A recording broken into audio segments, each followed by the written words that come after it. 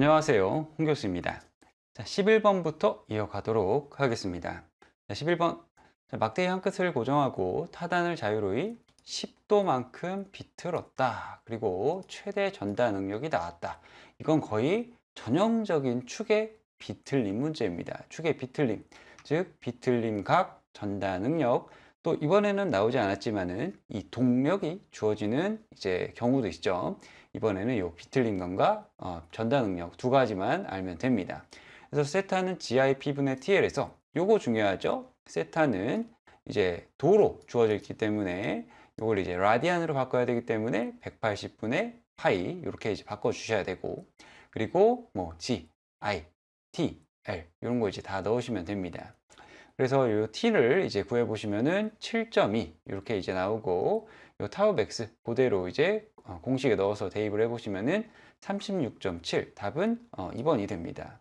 자, 이 문제에서 이제 주의하실 부분이 뭐냐면은 항상 말씀드리지만은 요 IP와 요 ZP, 즉 극단면 2차 모멘트와 그리고 요 극단면 계수, 요게 이제 조금 많이 꼼꼼합니다. 초보자분들은 특히나 더 헷갈리기 때문에 이런 문제 풀 때 분모가 무엇인지, 그리고 몇 승 제곱인지 이런 거 꼼꼼하게 확인해서 문제 푸시면 되겠습니다. 자, 다음 문제 보겠습니다. 12번입니다. 코일 스프링 문제고 비틀림 각을 물어보고 있습니다. 비틀림 각 파이.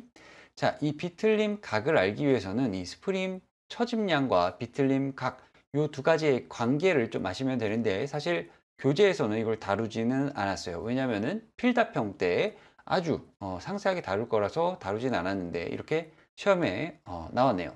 그래서 이 비틀림 각 세타 같은 경우에는 이거는 이제 어떻게 구하냐면은 이 관계는 세타에다가 R, 그러니까 스프링의 지름, 반지름, 요 R 값이죠. 요 R 값, 큰 R 값, 소선의 반지름 말고 큰 R 값. 요거를 이제 곱해서 이 스프링 처짐량을 구하게 되는데요. 이 스프링 처짐량은 요거는 이제 꼭 암기를 하라고 말씀을 드렸어요. GD 4승분의 8NP D의 3승입니다. D의 3승. 근데 이 문제에서는 이제 R 값으로 주어졌죠. 보기가. 그래서 이걸 또 R로 바꾼 다음에 R세타의 관계를 통해서 이렇게 이제 나와야 되는데, 사실 이걸 시험장에서 생각하고 문제를 푼다는 거는 거의 불가능에 가깝습니다. 여러분이 이제 엄청난 고수가 아닌 이상은 이게 힘들어요. 그래서 이 문제는 차라리 그냥 암기를 해서 문제를 푸시는 게 훨씬 더 낫다고 보고요. 이 처짐량 GD 4승분의 8NPD 3승, 요 꼴도 이제 자주 나오지만은 이 반지름 꼴도 잘 나오니까요. 요것도 같이 암기를 해주시면 되겠습니다. 이번에는 뭐 비틀린 각이 나왔지만 나중에는 이제 처짐량이 또 나올 수 있는 거니까요. 그래서 요 12번의 답은 4번이 나오게 됩니다. 자, 13번입니다. 직사각형의 단면적 A를 갖는 보의 전단력. 자, 보 플러스 전단력이다 하면은 무조건 여러분 이거 생각해야 된다 그랬죠. 타우는 IB분의 VQ인데 이 IB분의 VQ는 시험에서 절대 쓰지 않는다. 쓰는 거는 뭐다? 최대 전단 능력 뿐이다. 요거 이제 말씀을 드렸습니다. 자, 기억 안 나시는 분을 위해서 잠깐 교재를 보도록 할게요. 자, 이 부분이죠. 전단 능력 공식에서 일반식 이 IB분의 VQ는 암기는 하되 이거를 실제 쓰지는 않는다. 이렇게 이제 말씀을 드렸고, 실제 쓰는 건 뭐다? 이 최대 전단 능력 뿐이다. 그래서 직사각형 단면일 때는 2A분의 3V, 그리고 원형 단면일 때는 3A분의 4V다. 그리고 요 꼴도, 요 그림도 꼭 기억을 하라 그랬습니다. 중앙에서 최대고, 윗면, 아랫면, 끝단에서는 제로다. 그리고 원형 단면도 마찬가지입니다. 그래서 요 그림을 잘 이해하시고 요 문제를 딱 봤을 때 이건 아주 쉬운 문제가 되겠죠. 혹시 뭐 2분의 3을 1.5가 이게 매치가 안 돼서 틀리신 분은 없을 거라고 생각합니다. 절대 그러시면 안 돼요. 그래서 답은 3번이 나오게 됩니다. 14번입니다. 이 문제는 원통형 압력용기 아주 전형적인 문제가 되겠습니다. 이 원통형 압력용기는 간단하게 이 축 방향인지 원주 방향인지만 잘 구분을 하면 된다 그랬고, 축 방향은 시그마 몇? 1, 2, 2입니다. 2. 그래서 축 방향력 시그마 2는 4t분의 PD에서 요거 공식 그대로 P 넣고 D 넣고 D 넣고 해가지고 계산해 보시면은 75MPa, 답은 1번이 나오게 됩니다. 자, 15번 보도록 하죠. 이 문제는 보의 해석 문제입니다. B에서의 굽힘 모멘트를 물어봤죠. 그래서 이런 문제는 간단하게 좀 팁을 드리자면은 실제 시험장에서는 바로 풀지 마시고 100번까지 간 다음에 그 다음에 돌아와서 푸세요. 이거 그냥 쉬울 줄 알고 덤볐다가 어려워가지고 안 풀리고 뭐 답이 없고 하면 멘탈 깨집니다. 자, 이 문제는 무난하게 보의 해석을 그냥 진행하시면 됩니다. 먼저 분포하중이 나왔으니까 집중하중으로 바꾸셔야겠죠. 그래서 2 곱하기 14 이거 하면은 14죠. 그래서 2 곱하기 14 해가지고 집중하중이 28kN이다 이렇게 적어 놓으시고 작용하는 힘은 하나는 RA 그리고 하나는 RB가 되겠습니다. 자, 이렇게 적어 놓으시고 이제 뭐 해야 되죠? 힘의 평형, 모멘트 평형 이 두 가지를 진행을 하시면 됩니다. 시그마 F, 시그마 M이에요. 그래서 시그마 F는 뭐 RA 플러스 RB는 뭐 28 이렇게 하셔도 되고 이렇게 하셔도 됩니다. 그래서 MA는 지금 A점에서 이제 모멘트 기준으로 잡았을 때 이 파란 색깔까지 이 파란 색깔까지의 길이가 얼마냐면은 14의 절반이니까 7이죠. 그래서 여기까지 7입니다. 그래서 7 곱하기 28 방향은 이렇게 마이너스 방향이고요. 그리고 여기 RB에서 이제 잡아보면은 거리는 10 그리고 RB는 모르니까 이렇게 플러스 방향이 되겠죠. 그래서 이 모멘트 합이 제로가 돼야 된다. 이 공식을 써서 RB는 19.6, RA는 8.4 이렇게 나오게 됩니다. 자, 여기까지는 이제 다 하셨을 거예요. 자, 그리고 여기서 이제 두 가지 방법이 있는데요. 지금 문제에서 풀었을 때는 여기 이제 B에서 뚝 잘라가지고 그냥 자유물체도로 풀었지만은 SFD로 문제를 푸는 방법도 있습니다.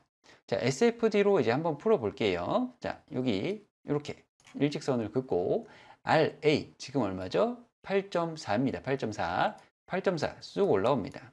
8.4 그 다음에 요거 2 곱하기 10이니까 마이너스 20이 이렇게 빠질 겁니다. 그래서 이렇게 해가지고 8.4 마이너스 20은 마이너스 11.6이겠죠. 마이너스 11.6. 자, 뭐 하는지 아시겠죠? 요거 이제 분포하중이 2kN이니까 거리 10 이거 곱해가지고 마이너스 20을 여기 8.4에서 뺀 겁니다. 자, 이거 모르시면은 그 유튜브에 SFD, BMD 영상 있어요. 그거 한번 보시고 오시면 더 편할 겁니다. 자, 여기 11.6이고 여기서 이제 B, RB만큼 샥 올라와야겠죠? 아, 요거 RA네요. 자, RB 이렇게 올라오면은 자, 그린색으로 이렇게 올라와서 마이너스 11.6 플러스 19.6이니까 여기는 8이 되어가게 됩니다. 8. 요 지점이. 그래서 여기서 이렇게 쭉 내려가지고 제로가 되겠죠. 그래서 여기가 뭐 2 곱하기 8 해가지고 마이너스 8. 8 마이너스 8은 0이니까 정확하게 떨어지게 됩니다. 그래서 모멘트를 구하려니까 뭐 간단하게 여기 있는 면적 곱하시면 됩니다. 구하시면 됩니다. 8 곱하기 4 그리고 나누기 2겠죠. 그래서 16이다 해서 1번 찍으셔도 되고 제가 이렇게 이제 문제를 푼 거는 이 문제가 B에서의 굽힘 모멘트라고 특정을 했기 때문이에요. 만약에 뭐 최대 이 보에서의 최대 굽힘 모멘트는 얼마냐 하면은 당연히 SFD나 뭐 BMD 전부 다 그려봐야겠지만은 이렇게 B에서의 물을 때는 그냥 자유물체도로 해서 간단하게 문제를 푸셔도 되는 겁니다. 여기 B에서의 모멘트를 이제 구해본다 해가지고 여기 RA 이렇게 해가지고 요 방향 모멘트 그리고 여기 분포하중으로 해가지고 20 곱하기 5 해가지고 모멘트를 계산을 하실 수도 있죠. 그래서 요거 이렇게 하면은 조금 더 이제 간단하긴 한데 이런 방법이 있다는 것만 말씀을 드리고 여러분이 이제 복습을 조금 하시면은 더 이해가 더 잘 될 거라고 생각이 됩니다. 자, 여기까지 하고 다음 문제 보죠. 자, 16번입니다. 자, 이 문제 어려워서 이제 못 푸신 분들 있을 텐데 실제 시험장에서는 반드시 맞춰야 되는 문제입니다. 자, 문제 보면은 양단 고정보가 나왔습니다. 양단 고정보는 뭐다? 부정정보고 부정정보는 어떻게 푼다? 무조건 암기입니다. 무조건 암기예요. 무조건 암기고 다른 방법 없어요. 그래서 중앙에 최대 몇 킬로뉴턴의 집중하중을 가할 수 있느냐 하면서 이 구피 능력을 줬죠. 그래서 시그마 B는 Z분의 Mx고 이 Mx 바로 튀어나와야 됩니다. 이거 이제 실제 시험장에서는 바로 튀어나와야 되고, 여러분 이제 공부 중이시면은 제가 이제 보내드리는 이 요약본 있죠? 요약본에서 이 양단 고정부 이런 거 이제 딸딸딸딸 외우면은 바로 튀어나옵니다. 그래서 이 양단 고정부의 8분의 PL이다. 요걸 잘 알고 계시면은 여기다 그냥 이렇게 쑥 넣어서 솔브 넣으면은 바로 풀립니다. 3200이고 이거 문제 푸는데 한 30초 정도면 이제 문제 푸실 수 있어야 됩니다. 그렇게 연습을 하시면 되세요. 자, 답은 4번 넘어가도록 하겠습니다. 자, 17번 보겠습니다. 자, 이 그림을 보니 지금 보가 뭐예요? 일단 고정, 타단, 지지보, 즉 부정정보입니다. 부정정보 방금 했어요. 어떻게 푼다? 암기해서 풀어야 됩니다. 암기해서. 이 문제 지금 뭐 이렇게 풀어놨는데 이런 거 필요 없습니다. 그냥 시험장에서 바로 보고 8분의 1 오메가 L 제곱이다. 이거 정확하게 아셔야 되고, 그리고 이 모멘트 방향이 이제 헷갈리시는 분들이 있거든요. 뭐 시계 방향이냐 반시계 방향이냐. 근데 보가 이렇게 이제 굽힘을 받았을 때 보의 이제 형태가 어떻게 되냐면은 이렇게 됩니다. 이렇게. 그러면은 보가 이 반력이 만약에 이렇게 되면은 오히려 더 이렇게 되겠죠. 당연히 보의 반력 방향은 이렇게 돼야 되는 겁니다. 이렇게 위로 들어 올리는 방향. 그래야지 보가 평행하게 유지가 되겠죠. 이거 이제 모르시는 분들이 좀 계시는 것 같아가지고, 보의 반력은 이렇게 이제 바닥으로 내리꽂는 힘이 있을 때는 반드시 그냥 들어 올리는 힘이다. 이렇게 생각하시면 됩니다. 지금 왼쪽에서 이제 들어 올리는 방향이다. 그러면은 이거 무슨 방향? 반시계 방향이다. 이거 바로 나오죠. 그래서 답은 2번입니다. 자, 18번입니다. 직사각형 단순보의 이 최대 처짐량에 대한 설명으로 옳은 것은 하면서 이 등분포 하중으로 나왔어요. 자, 이런 거는 이제 암기를 제대로 했느냐 안 했느냐 묻는 문제고요. 요 암기에서 요 공식만 잘 나왔으면은 요거는 이제 수학적인 센스 부분입니다. 요거는 이제 문제 푸는 방법에 관한 것이에요. 자, 보면은 1번부터 봅시다. 보의 폭에 정비례한다 그랬는데 이 폭은 어디 있을까요? 여기 I에 있습니다. 단면 2차 모멘트 12분의 BH 3승, 여기에서 이 B입니다. B. 그래서 여기 델타와 B의 관계를 봤을 때 얘는 이제 분모에 있다 그죠? 그러면은 반비례 관계입니다. 반비례. 틀렸고. 자, L은 3승에 정비례한다. L 어디 있어요? 여기 바로 있죠. L의 4승에 정비례합니다. 4승. 자, 보의 높이의 2승. 자, 보의 높이 어디 있어요? H. 요거 여기 있죠. 여기 I 안에 있죠. 그래서 H의 3승에 반비례한다. 그리고 세로탄성 계수에 반비례한다. 세로탄성 계수 여기 있죠. 여기 2. 그래서 반비례한다. 요거 맞습니다. 그래서 답은 4번이 됩니다. 자, 이런 거 푸는 방법 간단하니까요. 이거 연습 많이 하시고 꼭 잘 풀 수 있게 하시면 되겠습니다. 자, 다음 문제 보죠. 자, 19번입니다. 19번. 그림만 봐도 딱 무슨 말 하실지 아시겠죠? 벌써 세 번째입니다. 그래서 이 문제 부정정보고 암기해서 문제를 푸시면 돼요. 그래서 이 문제는 RB를 묻고 있습니다. RB 암기했니? 이 문제입니다. RB 암기했으면은 16분의 5P야. 그래서 P 4800 넣으시면은 1.5kN. 답은 3번이 나오게 됩니다. 이건 뭐 더 설명하고 이럴 문제가 아닙니다. 바로 한 30초 안에도 문제 풀 수 있어야 돼요. 자, 20번입니다. 자, 기둥 문제가 나왔어요. 오일러 공식을 묻는 아주 기본적인 문제가 되겠습니다. 자, 오일러 공식은 이 실험 꼴도 좀 아셔야겠지만은 이 단말계수도 어떤 건지 정확하게 아셔야 됩니다. 특히 양단 회전일 때와 양단 고정일 때, 양단 고정, 양단 회전 두 개를 잘 구분을 하셔야 돼요. 자, 교재 잠깐 보겠습니다. 자, 기둥의 좌굴, 이 부분이죠. 장주의 기둥의 좌굴인데요. 오일러 실험식일 때 이 공식을 반드시 암기를 해달라고 말씀을 드렸고, 그리고 임계 응력까지 같이 공부를 하라고 그랬습니다.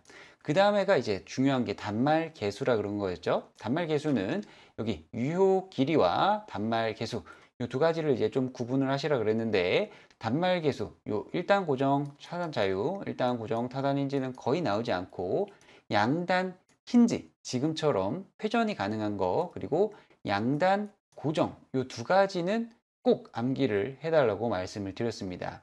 그래서 단말계수 지금은 뭐 1인데 이게 n이 4인 경우도 간혹 나오니까요. 이거 잘 암기해 두시면 되겠습니다.